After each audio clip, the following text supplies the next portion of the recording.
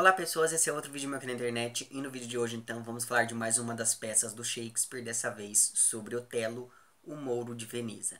Eu também li essa peça em PDF, então não tenho o livro físico aqui. Enfim, diferente da tragédia grega, como por exemplo o Édipo Rei lá do Sófocles, o que nós temos na tragédia shakespeariana é a ausência de uma dimensão transcendente. Então, todos os infortúnios, todos os malefícios, toda a tragédia que acomete o ser humano dentro da obra do Shakespeare é causada pelo próprio homem. Todo esse infortúnio ele é motivado pelo próprio homem. Se você for pensar lá, por exemplo, no Édipo, né, que foi o exemplo a peça que eu citei aqui, nessa tragédia do Sófocles, o Édipo vai e tem uma profecia de que ele vai matar o pai e se casar com a mãe, e é exatamente isso que ele faz. Só que o que nós temos dentro do Édipo é uma pessoa que tenta de todo modo evitar todas essas profecias e acaba cumprindo todas elas, porque isso não estava em suas mãos, isso estava nas mãos das moiras que de certo modo controlavam o fio da vida das pessoas. O que nós temos aqui no Otelo, o que nós vamos ter em Macbeth, por exemplo, é o homem se encarregando do próprio destino, e isso é uma coisa muito curiosa, sobretudo quando a gente for pensar lá em Macbeth, mas vamos deixar isso para o outro vídeo. Novamente, essa é uma peça que é exemplo lá do Mercador de Veneza.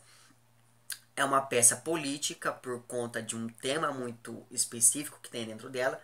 No caso do Mercador de Veneza, esse tema era lá o antissemitismo, e no caso aqui do Otelo, esse tema é o racismo, né? Se a gente for pensar, o subtítulo da peça é O Mouro de Veneza, o que já significa que essa pessoa, apesar de estar ali, o Mouro de Veneza indica não apenas o local em que ele está, mas também um pertencimento objetificador.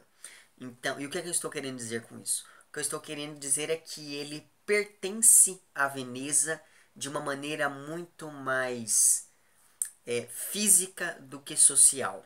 Então, por exemplo, ele pertence a Veneza tal qual este livro me pertence, né? E por que eu estou falando tudo isso? Porque isso vai ser algo determinante no decorrer da peça, uma vez que, apesar de ser aceito, porque o Otelo ele é um, um militar muito importante dentro da organização ali da cidade de Veneza. Então, apesar dele ser aceito, ele sempre vai ser o diferente. Aquilo que o Freud chamou, por exemplo, de unheimlich, que é o estranho familiar, né? Que é essa ideia de que é algo que já faz parte ali do seu cotidiano, mas que ainda assim não pertence de maneira mais profunda a um determinado grupo, a uma determinada comunidade. E isso é uma coisa que fica muito claro ao longo de toda a peça, desde o início, porque e isso vai acabar gerando um sentimento de não pertencimento no Otelo, que de certo modo vai gerar um complexo de inferioridade nele. E é justamente por isso que eu falei que essa questão do Unheimlich é uma questão determinante para o andamento da peça. Porque é esse sentimento de inferioridade que vai fazer com que a narrativa se desenrole. Por quê? O Otelo se apaixona por Desdémona. Desdémona é uma aristocrata veneziana. E ela corresponde. E pelo fato dela corresponder, todas as pessoas de Veneza, no início, acabam pensando que trata-se de uma bruxaria, de que o Otelo fez algum tipo de bruxaria ali, algum tipo de vilania, para que a moça se apaixonasse por ele. Só que aí tem o seguinte, conforme o tempo vai passando, conforme a peça vai se encaminhando, ela acaba falando para as pessoas que não, que ela de fato gosta do Otelo, e a partir daí a gente já começa a ver uma diferença entre o Otelo e os venezianos de fato, porque todos os homens da cidade se apaixonaram também pela Desdémona, mas ela preferiu um estrangeiro. E isso é muito curioso, porque o Iago, que é um dos vilões mais maquiavélicos e mais malignos de toda a história da literatura, o Iago vai perceber essa fraqueza do, uh, do Otelo e vai tramar uma vingança. Ele vai perceber que o Otelo se sente inferior por não ser veneziano e vai tramar uma vingança. Mas não só, e essa vingança ela é motivada basicamente por duas coisas. A primeira das coisas é porque o Iago desconfia que o Otelo teve um caso com Emília, que é lá a esposa do Iago. E o segundo motivo, e é principalmente movido por esse motivo que ele arquiteta todas as questões da vingança, é que o Iago queria ser promovido a tenente. Só que, e quem deveria fazer essa promoção era lá o Otelo. Só que o Otelo acaba promovendo um rapaz, um intelectual ali daquela região, chamado Cássio, apesar do Cássio não ser tão capaz, belicamente falando, quanto o Iago. Então, movido por essas duas questões, o Iago vai acabar, então, tramando a sua vingança de modo a jogar Otelo contra Cássio. E percebendo, então, o complexo que o Otelo sofre, ele vai usar isso a seu favor, porque como se ele fosse ali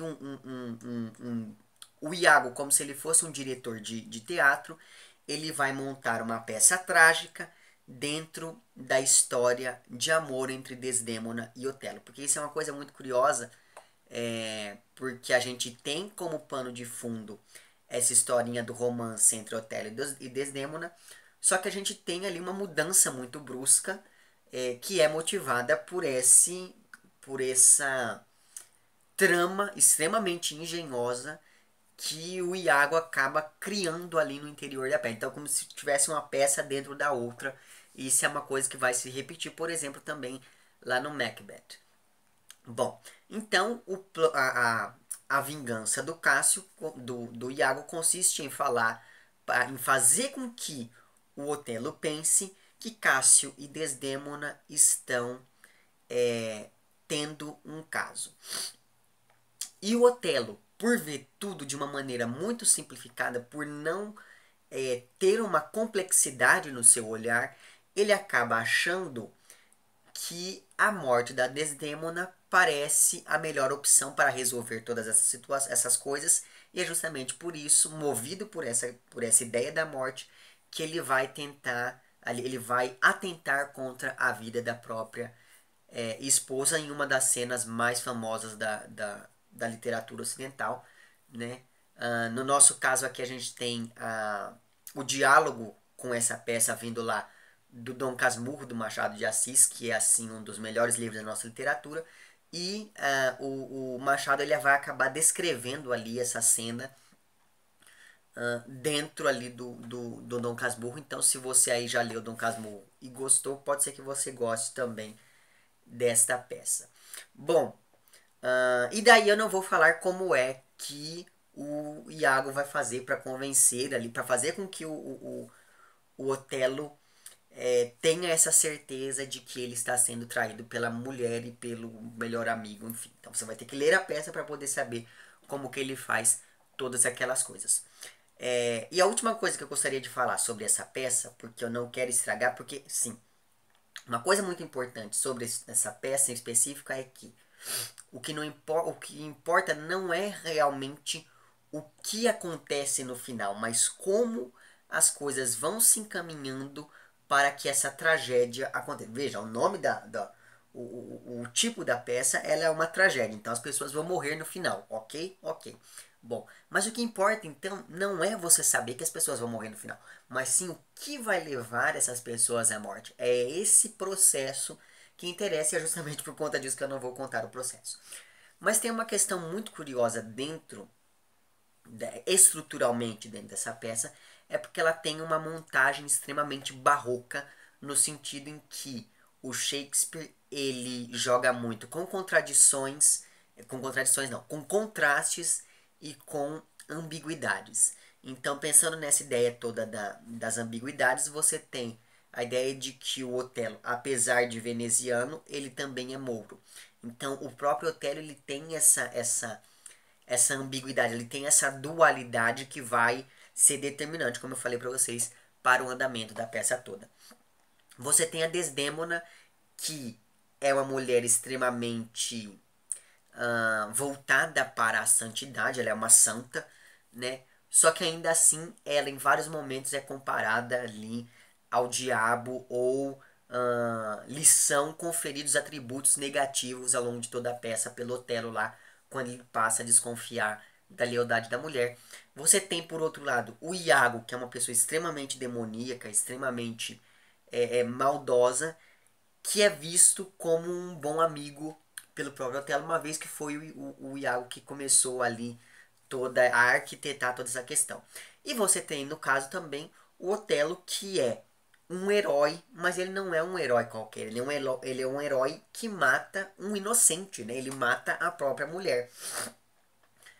E isso é uma coisa que diz muito a respeito sobre essa ambiguidade desse sujeito, né? Fora também que ele é aquilo que a gente conhece como um herói noturno, justamente por conta desse seu assassinato ao fim da peça. E essa coisa toda desse herói noturno, a gente não pode esquecer que, enquanto mouro, o Otelo ele era um pouco moreno. Então a cor da pele influencia muito na construção literária. Vou dar um exemplo. Quando você pensa lá no Heathcliff, do Morro dos Ventos Uivantes, preste atenção como ele é descrito, assim, fisicamente mesmo, ao longo de toda a peça, e você vai começar a perceber. Isso não é uma questão de racismo, isso é uma questão de que é um zeitgeist. Né? Apesar do Morro dos Ventos Uivantes ter sido escrito lá quase em meados do século XIX, ainda assim isso é uma coisa muito importante. Então veja, quando você estiver lendo um livro, preste atenção em como as pessoas são fisicamente descritas, porque isso vai ter algum tipo de influência, ainda mais se isso vai sendo martelado na sua cabeça ao longo de toda a obra. Muito bem, então falei para vocês que essa montagem barroca vem, por um lado, por meio de todas essas ambiguidades, mas também existem uma série de contrastes ao longo de toda a peça que vão aparecer. Por exemplo, você tem esse contraste entre um tempo cronológico, um tempo real, porque a peça toda se passa em 4 dias, e você também tem um tempo que é um tempo psicológico que que faz com que o Otelo acredite que a Desdémona teve tempo de traí-lo com Cássio. Que afinal de contas, se a peça se passa em 4 dias, sendo que a primeira noite é a noite em que Desdémona se casa lá com o Otelo. Na segunda noite ela passa a noite inteira com ele. Na terceira noite é a mesma coisa. E na última noite a Desdémona morre. Então não haveria tempo para que ela o traísse. Só que ainda assim, essa diferença entre o tempo real e o tempo psicológico é algo muito. Esse contraste entre esses dois tempos é algo que também vai ajudar no andamento da peça, assim como todo um jogo entre claro e escuro que vai aparecer dentro da peça, não só na ambientação, mas mesmo na própria fala desses personagens, que por vezes é extremamente hermética e por vezes é extremamente clara. E você tem por fim uma diferença que é uma diferença muito interessante, que é a diferença entre personagem principal e personagem protagonista. Porque o personagem principal é o Otelo, que é a pessoa que nós vamos acompanhando ao longo de toda a peça, mas o personagem protagonista é o Iago, que é quem faz as coisas acontecerem para que a gente acompanhe o Otelo. E essa distinção é muito importante, é muito determinante também para o andamento da peça. Enfim, eu não vou falar mais nada, porque como eu falei para vocês, o interessante é você ir vendo o processo. O que eu tenho a acrescentar aqui é que o Iago é uma das pessoas, como eu disse, mais malignas e mais maquiavélicas da história da literatura. Então, né, enfim, apaixonante. Além de tudo isso, ele ainda é uma pessoa extremamente inteligente, extremamente apaixonante. Então fica aqui a dica de mais esta peça. E é isso, a próxima que eu vou falar vai ser então o Macbeth. Enfim, se você gostou do vídeo, não esqueça de curtir e de compartilhar. Caso não tenha gostado, não esqueça de dizer lá embaixo por quem não gostou. Se você está inscrito no meu canal, muito obrigado pela sua inscrição. E caso não esteja inscrito, se inscreva também lá embaixo. É isso, um abraço para vocês todos e até o próximo vídeo e tchau.